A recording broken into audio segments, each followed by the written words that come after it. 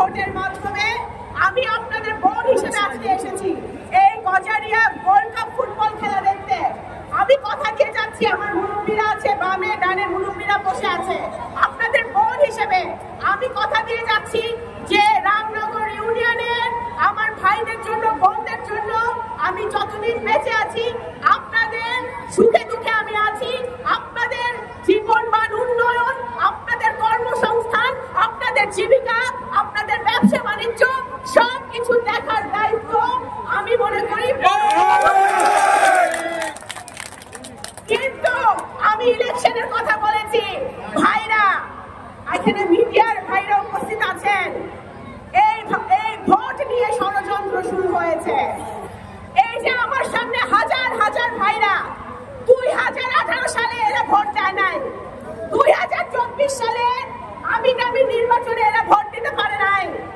আজকে দল মত নির্বিশেষে আওয়ামী লীগ, বিএনপি, জামাত, এনসিপি যত দল আছে বাংলাদেশে সবাই কিন্তু সাধারণ জনগণ সবাই ভোট, একটা সুষ্ঠু ভোট দেখতে চায়। কারণ আমাদের গত 17 বছর গণতন্ত্র হরণ করে ভোটাধিকার থেকে আমাদেরকে বঞ্চিত করা হয়েছিল।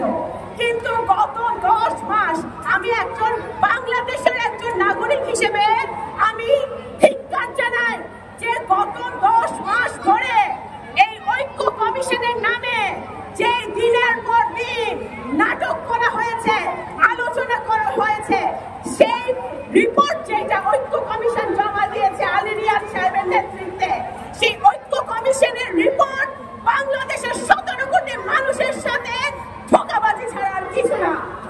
বিএনপি, আপনারা জানতে হবে, বুঝতে হবে, বিএনপি দেশের স্বার্থে, আপনাদের স্বার্থে, জনগণের স্বার্থে অনেক কিছুতে মতামত ভিন্ন থাকা সত্ত্বেও গণতন্ত্রের স্বার্থে, জনগণের উন্নয়নের স্বার্থে আমরা নোট অফ ডিসেন্ট দিয়ে জুলাই সনদ সই করেছি।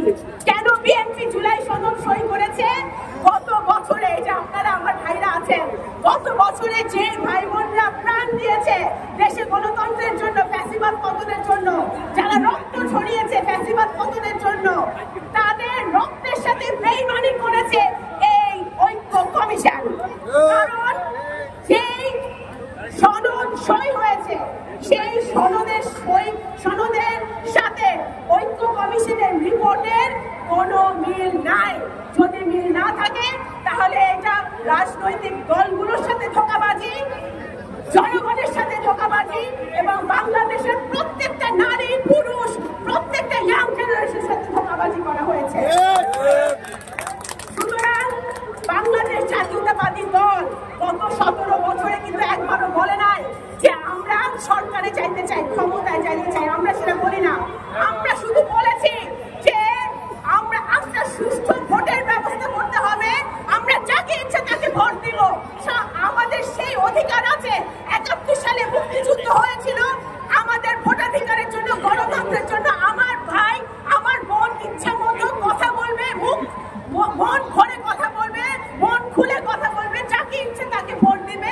সেই অধিকারের জন্য হয়েছিল 24-এর গণ অভ্যুত্থান হয়েছিল।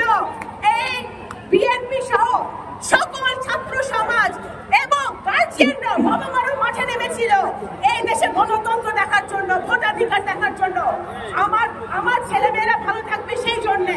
কিন্তু আজকে যা করা হচ্ছে, আপনারা আইন শৃঙ্খলার অবনতি, আমাদের কোনো মানুষের নিরাপত্তা নাই, কোনো জায়গায় কোনো ব্যবসা বাণিজ্য হচ্ছে না, কোনো কর্মসংস্থান হচ্ছে না। এগুলো কিন্তু উত্তরণের একটাই উপায়, সেটা হচ্ছে একটি সুষ্ঠু ভোট। আজকে ডক্টর মোহাম্মদ ইউনূস, উনি অত্যন্ত সম্মানীয় একজন ব্যক্তি।